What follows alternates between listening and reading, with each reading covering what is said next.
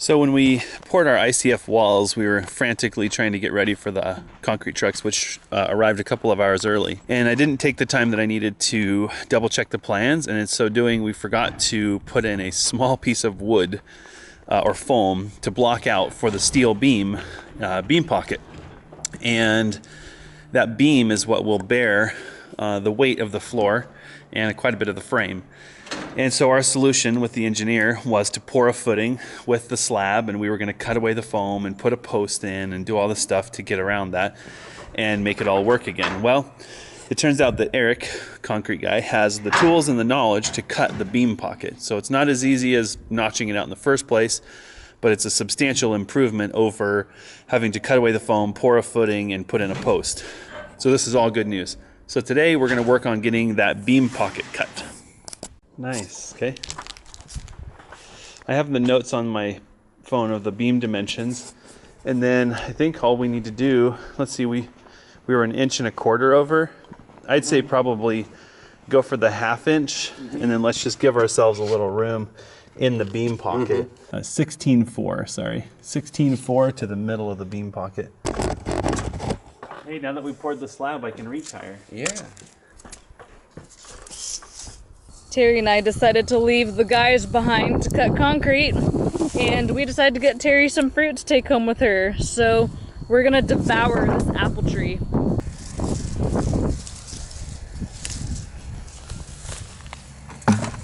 Last year we were going into the forest to get all this food, and we didn't realize that we didn't have to work so hard. Oh, yeah.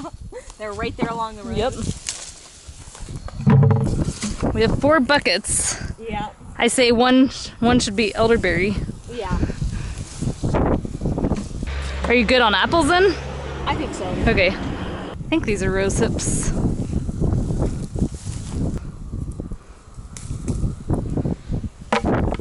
Pretty good apple haul for like 10 minutes of picking. Sad thing is this tree is still chock full of apples, and no one's lining up to pick them. They'll just fall and rot away. Inside here just a little bit and make a mark.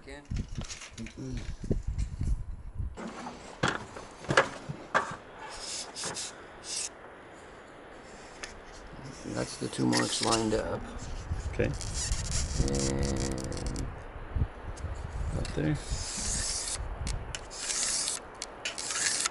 So we're just doing some quick math here. Our top plate, our sill plate is 3.5 inches thick. It's a 4x material, and so that's the nominal thickness. And then our beam pocket would be 6.25 deep. That's off the top of the concrete, giving us a total of 9.75 inches of height. And then over here, our steel beam is 8 1/8. And actually, Ethan was saying those sometimes aren't even really perfect. Yeah. They're close, but they're not perfect. And then on top of that, we're putting a 2x6, which has a 1.5 inch nominal thickness, which would put us at 9 5/8 inches of total height. Being that the beam pocket and sill plate's 9 3/4, and our beam and top plate are 9 5/8, that's a little close. So we're thinking we're gonna make this beam pocket just a little bit deeper. What do you think, adding maybe like not quite a half, maybe 3/8? Yeah. So if we had to shim a 1/4 inch plus 1/8, that's going to give us 3/8 total if we just nail it. Like if we're dead on and the beam's dead on and the plate's dead on and okay. So yeah, let's do that. Let's make our beam pocket 6.5, and that'll give us just that extra little bit to fudge. And I think our beam is 5.25 wide, but our 2x6 that we're going to put on top of it is 5.5. And so we're going to give ourselves 1 inch on each side. So the steel beam is going to kind of sit here, and then we'll have a little plate on top of it that's a 2x6 material. And we're going to give ourselves about 1 inch on each side of that beam, so that if we need to move the beam left or right to get it centered, that would be good. And then the pocket is 4 inches deep. And according to our engineer, there's actually some play in even that. So that basically we can work to make sure that when the beam is placed, it's actually flush with the front of the building. That's the important part. The back part can bear, doesn't need full 4 inches of bearing on the concrete wall. So a lot of just little decisions that need to be made on that pocket.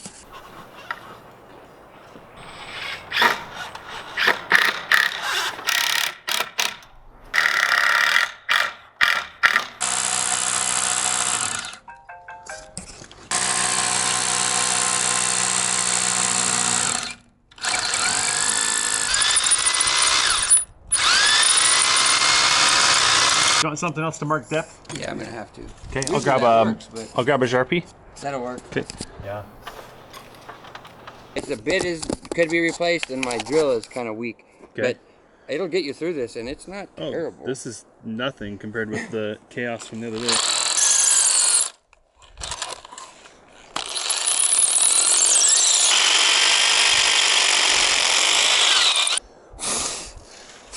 But yeah, I'll probably do one like right here, and then probably one here. Yep. The center one, and then one off of it, and one off it, and then I can switch to the saw. Okay.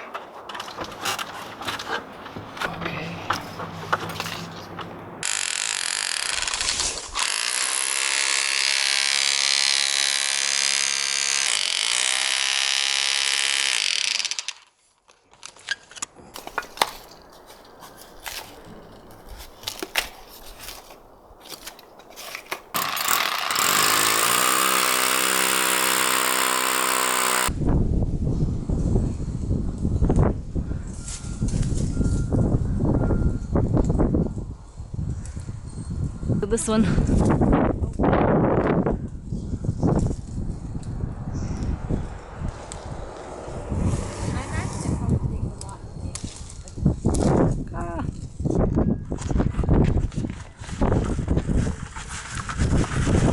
It's a pretty good hole. I think so. They look like they're a lot closer, but they're still far away. Yep.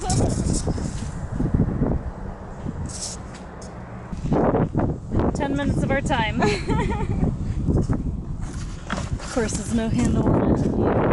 It's a pretty good day of fruit hauling. Heck yeah.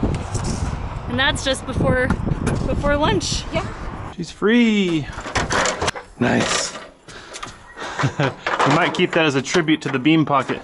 There's your connecting rod, and then there's your Oh yeah, the in-wall bracing. in-wall bracing. I was looking for the word. Okay.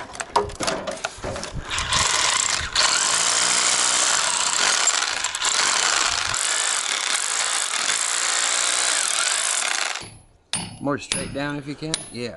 Because Just this is chop that solid, off. and this will knock out the front. Okay. She's coming. We're kind of using that rebar to advantage. I know it's not going to blow out the backside. Right. So Okay. there's a whole science to Where to cut and where to chisel and how to break concrete, and it takes a little while. But as soon as you kind of understand how it likes to act, where to leverage it. yep, Okay, so the only thing keeping that together is that plastic right there. most likely. So- and that I can easily take care of. Yeah, we with can blow right through that. Good. Okay. I think that's it. It's like backfill material. Yeah. Yeah, You can if you, shoot up underneath yeah, there. it's kind of just.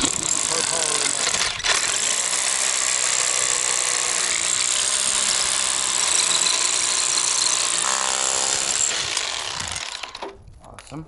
Progress. That should be.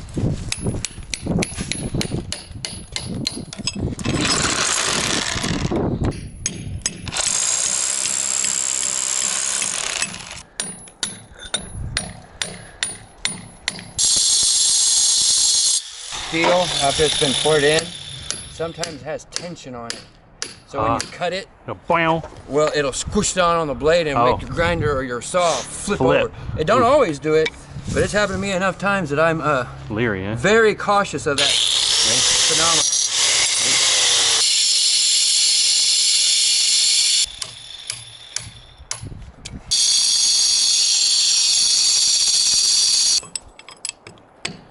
wanting to bend that? I got gloves. Got it. Now that that's out of the way, Right. a person can get in here, but I'm going to clean that little edge off.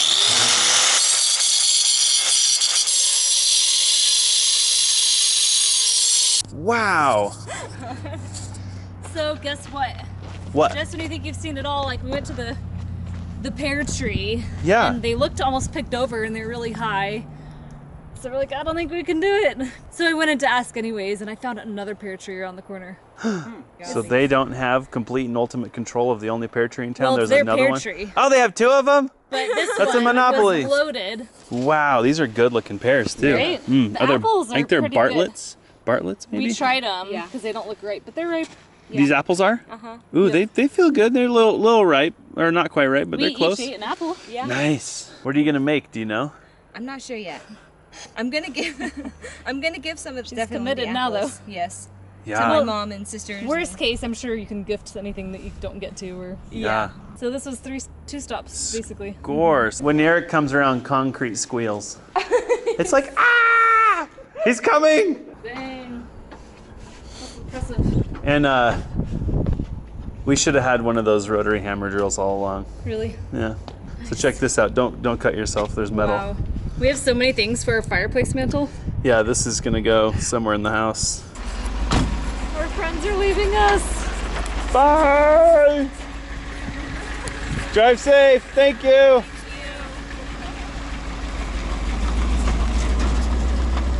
I'm kind of sad. I know. Kind of sad.